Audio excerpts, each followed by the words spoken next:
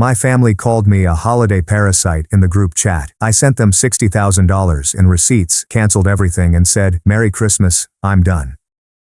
At 3:12 a.m., a notice appeared on my phone's screen. I was lying in bed, unable to fall asleep after another exhausting 12-hour shift at the hospital. My hand hovered over the screen, peering at an unfamiliar group conversation. Someone had unintentionally added me to Family Reality Check rather than removing me from it. The first message I saw made my blood run cold. Thank goodness, she's covering the turkey again this year. I wasn't about to spend $150 on that. My sister-in-law Sarah, correct? She's yearning to be included. She will pay for anything. It's quite sad. My brother David. Holiday parasite hits again. Christmas tree emoji. Money with wings emoji. My cousin Olivia. I scrolled up with trembling hands. The discussion has been active for 3 years. My family spent 3 years laughing at how I paid for their vacations while mocking me behind my back. There were images of my Venmo payments with sobbing and smiling emoticons. There were jokes about my nurse income and how I was too naive to recognize I was being used. My mother had given me a present of someone tossing money into a fire with the inscription, "Lily's Christmas Spirit." LOL. Lily, that's me. This appears to be the family ATM. My throat clenched as I read each message. They organized a betting pool on what I would pay for next. My aunt won $40 when I offered to pay for our family's hotel accommodations on our trip to Colorado last year. $40. They had practically gained from my kindness twice. I sat in the darkness of my studio apartment, which I could barely afford because I'd been sending money home for every holiday, birthday, and emergency my family could think of. The flat I had decorated with used furniture since I had recently paid my mother $2,500 for her medical costs, which I later discovered when reading through these texts, had really funded her trip with her lover. Should we tell her about our plans to spend Christmas at the cabin this year? If we claim Mom's heart can't withstand the burden of hosting, she'll completely cover the rental fee. Genius. Lily is such a people pleaser. Simply mention Mom's health and she will open her pocketbook like a railroad seal. The messages blurred as tears flowed down my cheeks. Train the seal vacation parasite. Too foolish to realize. I had been a nurse for 7 years, working long hours, doing additional shifts, and foregoing vacations. I convinced myself I was assisting my family since I was responsible and had a secure profession. My mother used to present me to her friends as my daughter, the nurse, with much pride in her voice. I assumed she was proud of me. It turned out she was merely pleased of my direct deposits. The worst message came from my younger sister, Chloe, whom I assisted in completing her undergraduate education. I'd pay for her textbooks, food plan, and even her sorority dues if she complained about feeling left out. Lily is working another holiday shift this year. More money for us. Maybe I'll finally get that Gucci bag I want since she's covering Christmas dinner and the gifts for Mom and Dad. You're a demon, Alamu. But honestly, she makes it too simple. She offers to pay. That is on her. I volunteered because every time I returned home, someone casually mentioned how difficult things were financially. How Dad's vehicle needs repairs. How David could not afford Christmas presents for his children. Grandma's medicine was very pricey. I felt bad for having a consistent salary while others appeared to struggle. But David had shared Instagram posts from his weekend vacation to Vegas 3 days after I handed him $750 for his children's Christmas presents. Sarah wore a new designer handbag in each photograph. Chloe's apartment was full with pricey furnishings and decorations. They were not striving. They were wasting my money as I ate ramen and worked additional shifts. I continued browsing through the chat history. Every message is a fresh wound. There were discussions about my weight, my dating life, and my mundane employment experiences. Olivia had written lines about how I showed up to her wedding wearing a Target dress while everyone else wore luxury brands. What do you expect from someone who spends all of her money on others? Lal had said, the cognitive dissonance was staggering. They ridiculed me for not spending money on myself while also taking advantage of that fact. I discovered notes from last Easter when I had sent Mom $1,200 for the family supper. She informed me she was entertaining 20 people and needed help footing the fees. The conversation conveyed a different story. Only 8 people are coming, but Lily does not need to know that the additional money will pay my Botox session. Lawo. My hands were so shaky that I almost dropped my phone. My mother used the money I earned from 12-hour stints washing up body wastes and holding dying patients' hands to inject chemicals into her face. Then she shared pictures with the remark, blessed and grateful for family. There was a whole thread about my last birthday. I turned 32 and spent it alone in my apartment with a grocery store cupcake because I had been working 2 shifts. I'd shared a single Instagram snapshot of the cupcake with a candle titled, "Another Year Wiser."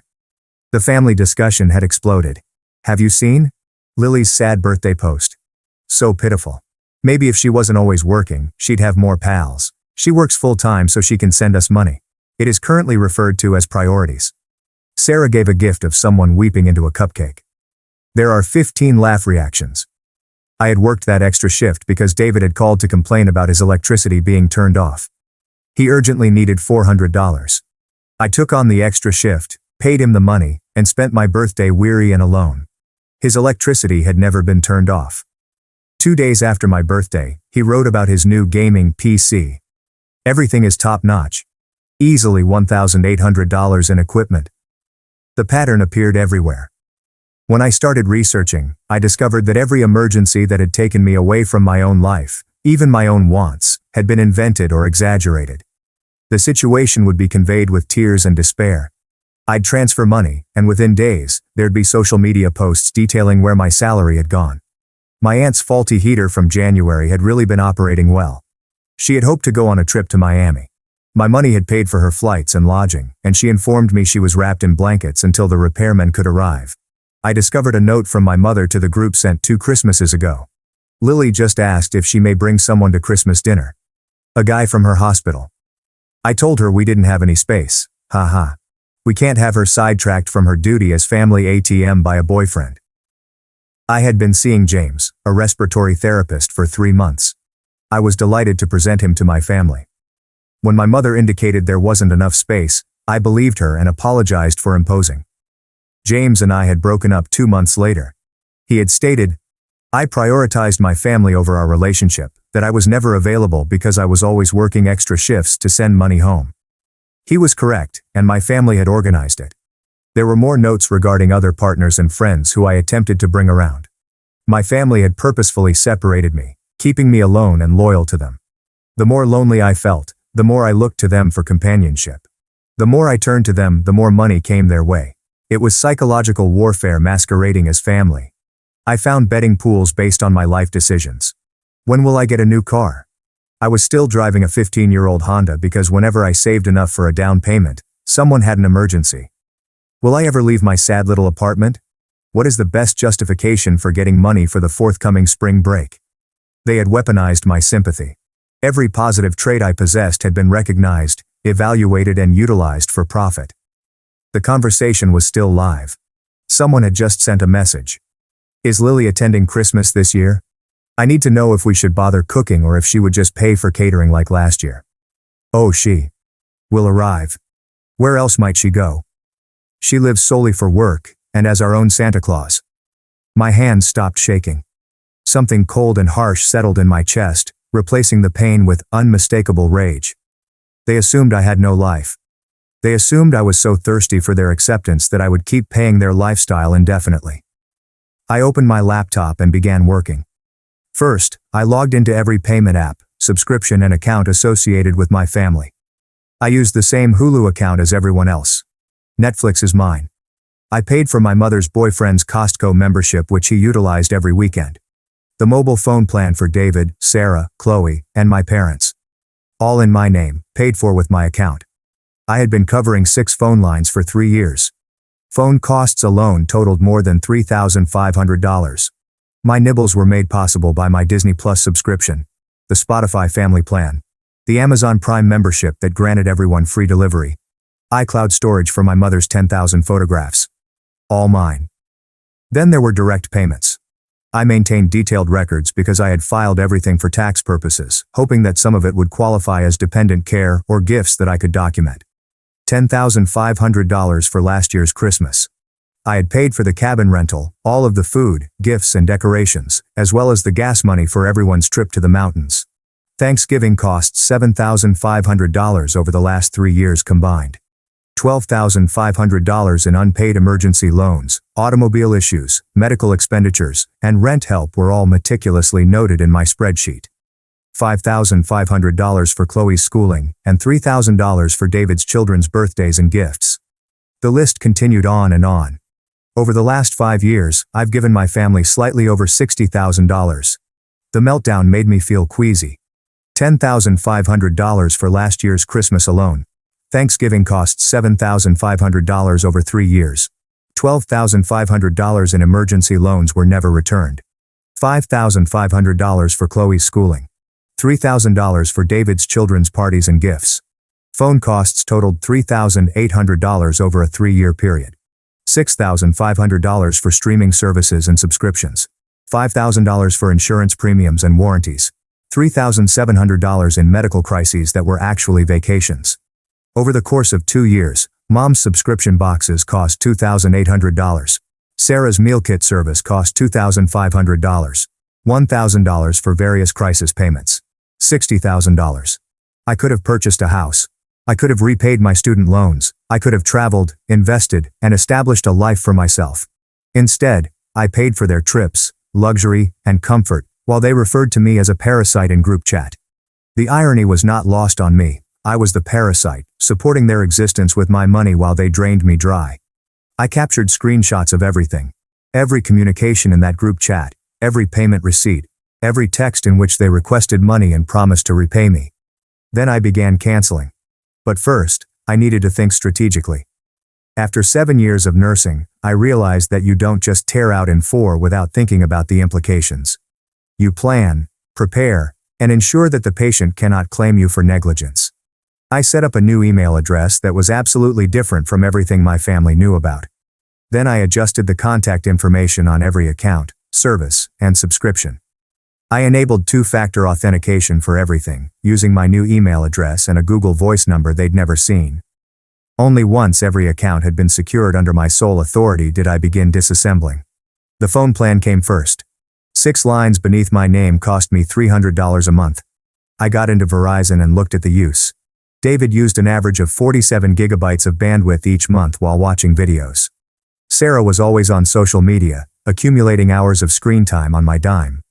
Chloe's line revealed that she had been making international calls to her boyfriend, who was studying abroad in France. That explained the $150 in foreign fees I had been paying for 6 months. My parents' remarks were less insulting but nonetheless arrogant. Dad seldom used his phone. Mom, on the other hand, seems to have discovered TikTok and was constantly streaming video stuff. I downloaded all of the information, every bill from the previous 3 years, and every use report.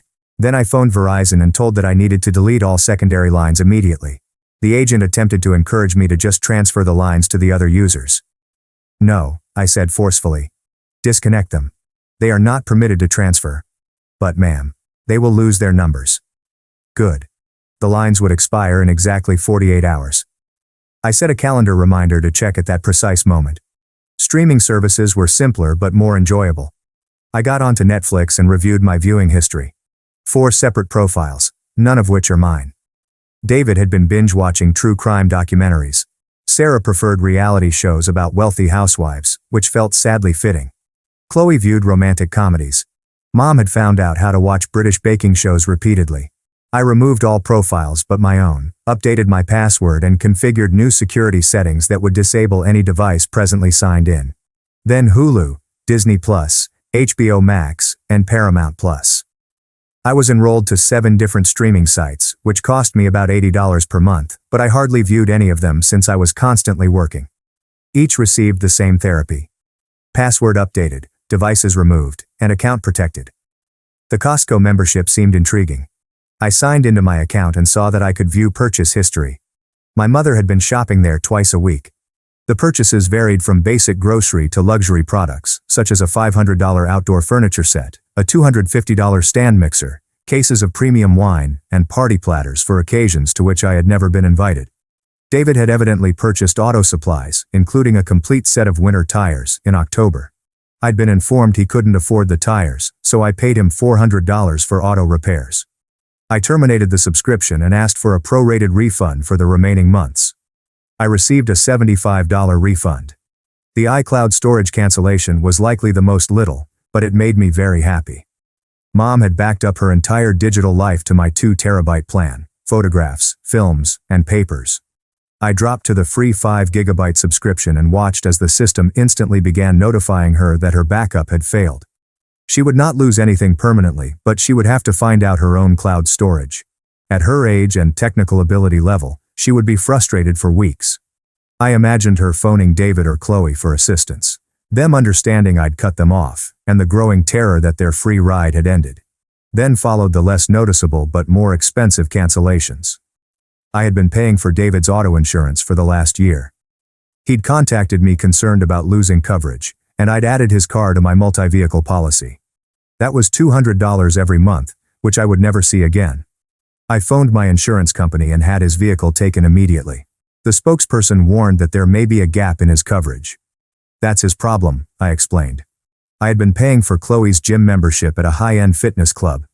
She informed me she needed it for her mental health but couldn't afford the $75 per month price. I had placed it up on auto pay and forgotten about it. I contacted the gym to cancel. No notice time was required because I was the account holder. There was more. There's so much more. I had been paying for Mom's subscription boxes. 3 distinct ones. Monthly delivery of beauty goods, food, and literature. Total monthly cost, $120. It's all canceled. Sarah had grumbled about not having time to food shop with the kids, so I had been covering her membership to a meal kit service. That was $220 per month for pre-portioned food brought to her door, while I ate frozen dinners between shifts. Canceled. Dad's roadside assistance package. I purchased an extended warranty for David's television, and Chloe subscribed to a meditation program that allegedly costs $85 per year. Every automated payment, recurring fee, and service I had set up and then forgotten about. I combed through 17 months' worth of credit card accounts and discovered 43 distinct recurring expenditures related to my family. Some were tiny, $4 per month subscriptions. Others were large, such as the $180 monthly donation I was paying to what I assumed was Grandma's care fund. The group conversation had informed me about that specific strategy. Grandma was fine. She resided in a subsidized senior community with complete medical coverage. David had the notion to set up the care fund to pay for his yacht. He did not even let Grandma use the boat. There were texts about her requesting to go out on the lake and him giving excuses. By 7 a.m., I had canceled or moved 43 services and subscriptions. My monthly costs have suddenly decreased by $1,600. Annually, I spent more than $18,000 on services for people who dubbed me a parasite. The arithmetic was so ludicrous that I began laughing, weeping, then laughing again until I couldn't breathe properly. I wrote an email to my landlord indicating that I would not be renewing my lease once it ended in 3 months. I'd been doing month to month anyhow. Then I started looking at flats in Portland, 3 states away, where I had been given a position at a famous hospital the previous year. I turned it down because my family had guilted me into moving away. "Who will help us if you leave?" my mother said, crying. The job advertisement was still live. I emailed the director to indicate my newfound interest. By 5 a.m., I'd filed chargebacks on 3 loans that my relatives claimed were for medical crises, but that, based on their social media posts, had been used for entertainment and luxury items. Credit card fraud is unlawful, and lying claiming a medical emergency to collect money is also fraud. I hadn't filed charges yet, but I had the material ready. The sun was rising as I wrote my message for the Family Reality Check group chat. I've included a PDF with 37 pages of receipts, bank statements, and payment records. Every penny I gave them over 5 years was categorized and dated. My request was simple. "Hi everyone. I see I was accidentally added to this chat. How convenient. Since I'm apparently a holiday parasite, I've decided to stop feeding the hosts. Attached, you'll find documentation of every payment I've made to this family over the past 5 years, totaling $60,000. Consider it my final Christmas gift. The truth about who the real parasites are.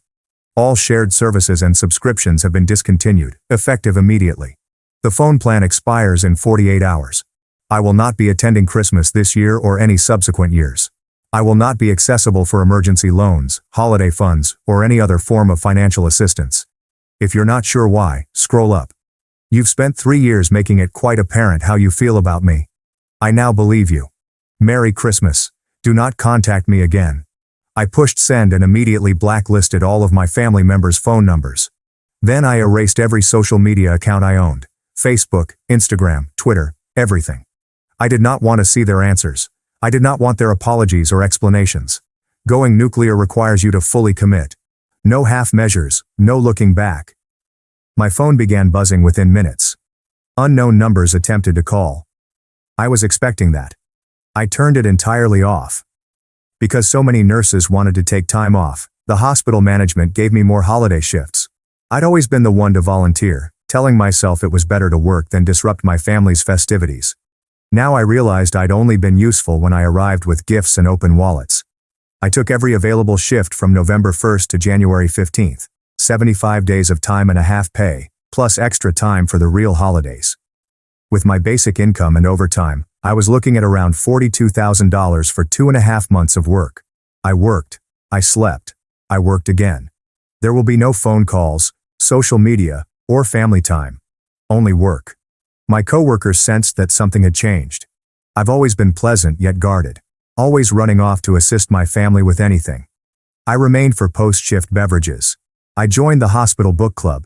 I went to a Thanksgiving meal at my colleague Rachel's house and met her family, who were ordinary folks who didn't consider everyone's net worth before choosing if they were worthy of kindness. The weeks between my epiphany and Thanksgiving seemed odd. I lived in a cocoon, impervious to the realities of my past. My phone remained turned off save for work-related calls on my new number. I created a new email address and only sent important messages there. Everything from my prior accounts disappeared into a dark hole that I never checked. At work, I felt sharper than I have in years. Without the continual mental strain of dealing with my family's created emergencies, I had more cognitive space for my actual job. I identified a drug mistake before it reached a patient. I discovered a shift in a patient's health that the resident had overlooked, perhaps averting a stroke. Linda took me aside after that one.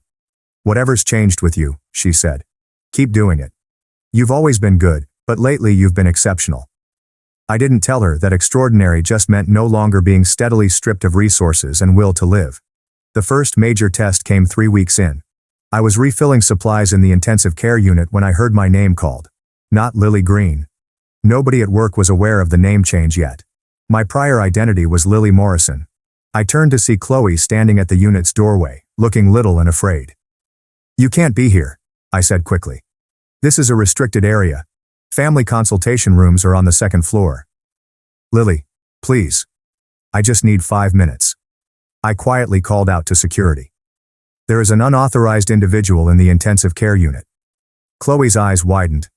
"Lily, come on. I drove 4 hours." Within seconds, a security guard emerged. Our ICU followed strict protocols for a purpose. "This person isn't authorized to be here," I informed him. "Please escort her out of the hospital." "Lily, I'm your sister." Chloe's voice trembled. "You can't just—" "I don't have a sister," I said, keeping her gaze squarely. "I'm an only child. Please remove her." Chloe sobbed as security escorted her away. I didn't feel anything. No guilt, no grief, and no pity. She had called me foolish while squandering the education money I had fought so hard to get. She giggled at the fact that I was a trained SEAL. 5 minutes of crying did not repair 3 years of torment. Linda spotted me in the supply closet 10 minutes later, holding an inventory clipboard and counting 4 bags mechanically. "Want to talk about it?" she inquired. "Nothing to talk about," I said. "Someone trying to access a restricted area. Security handled it." "Lily," she said, placing her hand on my shoulder. "That woman said she was your sister." "I don't have a sister." Linda gave me a long look. "Okay," she answered at last. "But if you ever do want to talk, my office door is always open. And for what it's worth, whatever happened, I'm proud of how you handled it. Professional, appropriate, no drama." I nodded, not trusting my own voice. After she went, I completed my inventory count, carefully documented everything and returned to my patients. Routine and structure kept me sane. Thanksgiving has come. Rachel's invitation was real, and I had accepted. I arrived with an expensive bottle of wine and a handmade sweet potato casserole, which I could not have afforded in my previous life. Rachel's home was cozy and chaotic in the greatest way. Her husband, Mark, made dad jokes while roasting the turkey. Their 3 children rushed around, playing some complicated game with a foam sword and a lot of shrieking. Susan, Rachel's mother, was in the kitchen, teaching her youngest daughter how to prepare pie dough from scratch. "You must be Lily," Susan remarked, wiping flour from her hands on her apron. Rachel talks about you constantly. The brilliant nurse who never complains about double shifts. That's me, I said, feeling embarrassed. Compliments still seemed alien. Well, we're glad you're here, Susan replied cordially. Rachel says you're alone for the holidays. There it was, the inevitable question. I prepared for it. My family and I aren't in contact anymore, I answered plainly. Toxic situation. Better for everyone that I stepped away. Susan nodded knowingly. Good for you. Too many people stay in harmful situations because of obligation. Family should make you feel loved, not used. The term used struck a different chord coming from a stranger. Validation from someone who has no stake in the game. Dinner was both noisy and excellent. Nobody cared about the cuisine, which was nice, but not remarkable. Mark's turkey was slightly dry. Rachel had oversalted the green beans, and one of the kids spilled a glass of cranberry juice. Everyone laughed it off. Susan related a tale about unintentionally serving a turkey that was frozen in the center to 20 guests.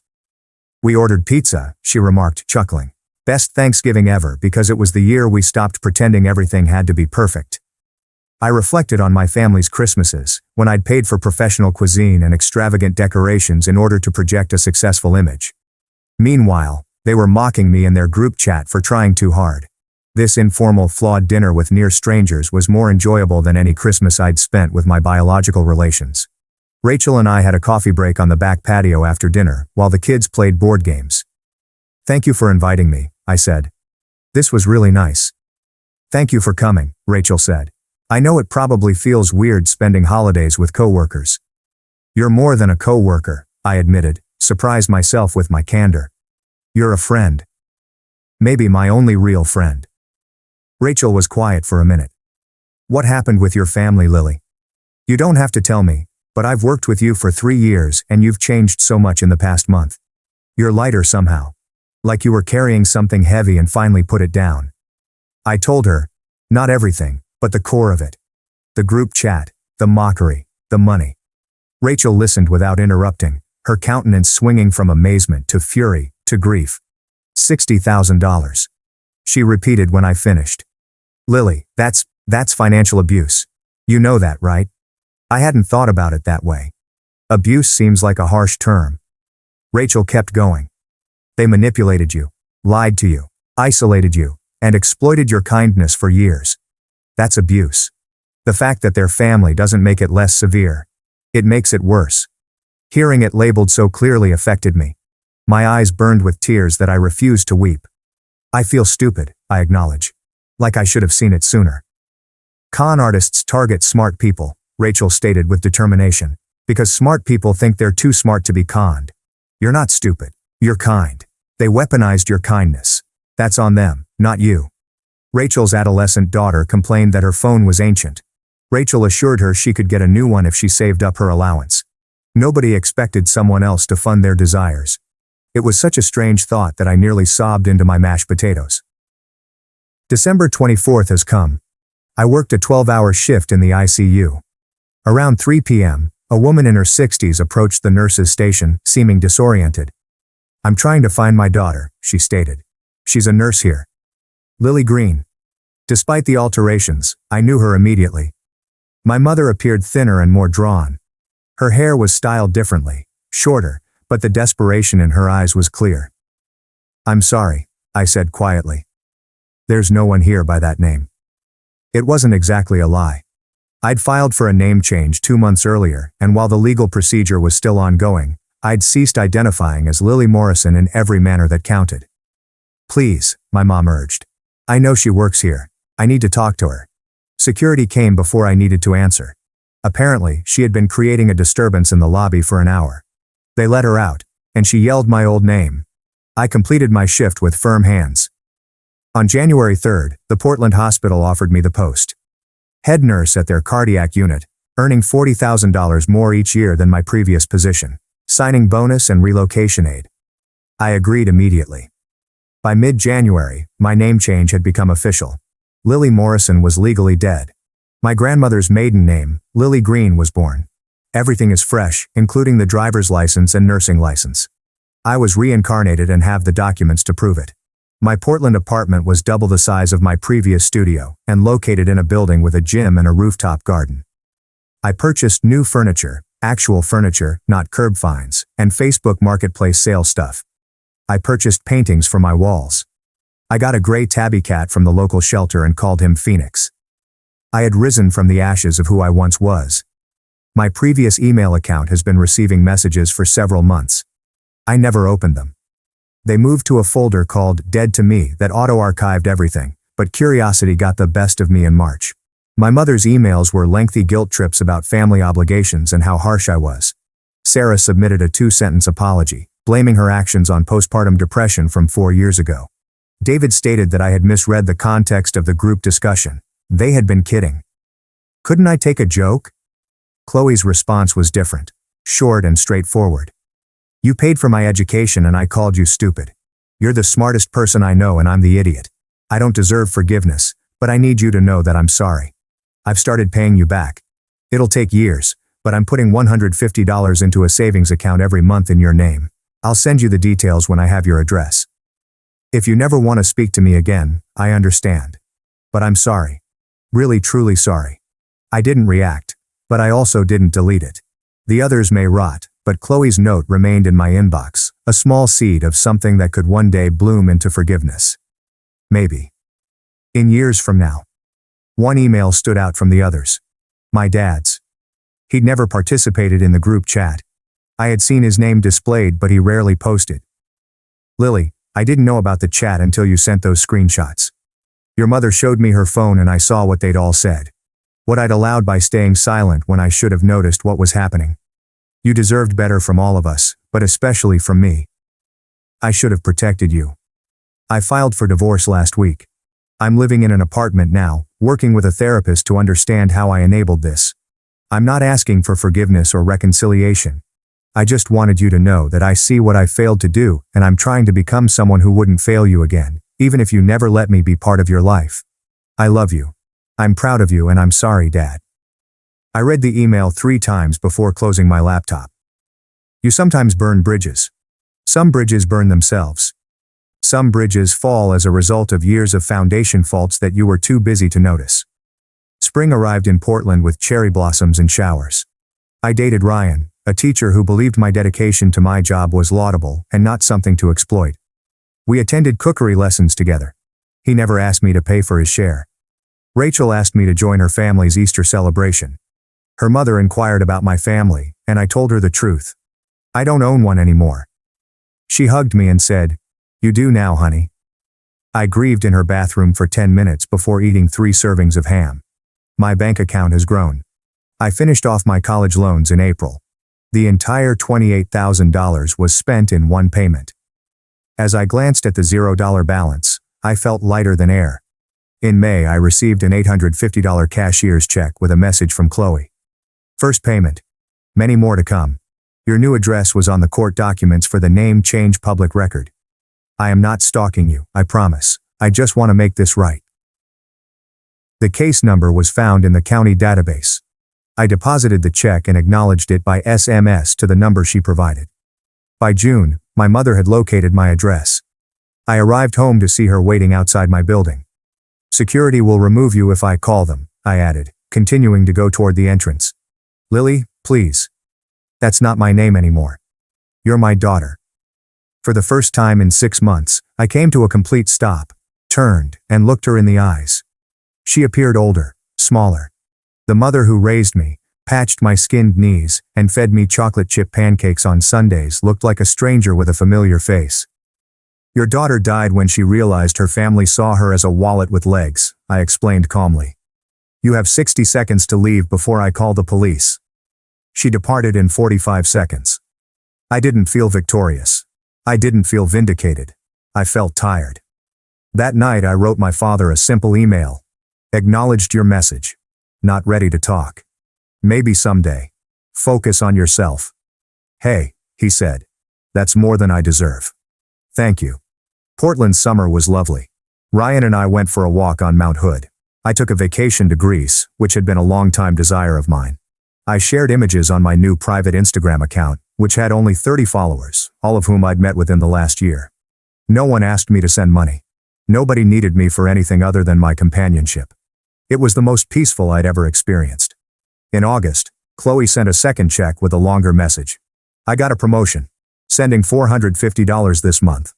Told David and Sarah what I'm doing, and they think I'm stupid for giving you money you don't even need now. That's how I know it's the right thing to do. You deserved better. I'm trying to be better. M. I replied with the following. Proud of your promotion. Use half that money for yourself. I mean it. An hour later, she responded. Only if you promise to let me take you to dinner if you're ever back east. No agenda, just sisters eating overpriced pasta. I didn't promise, but I also didn't say no. September brought colder temperatures and a revelation. I'd completely reinvented my life in less than a year. New city, new job, new name, and new connections.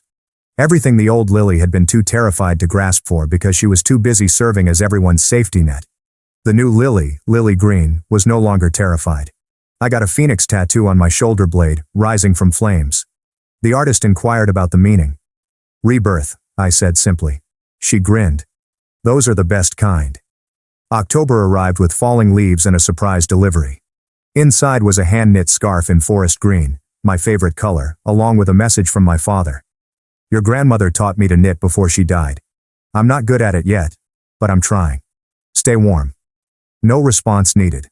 The scarf was uneven and had a few drop stitches. It was perfect. I wore it every frigid day in the fall. The message's first anniversary, as I recall, occurred on a random Tuesday.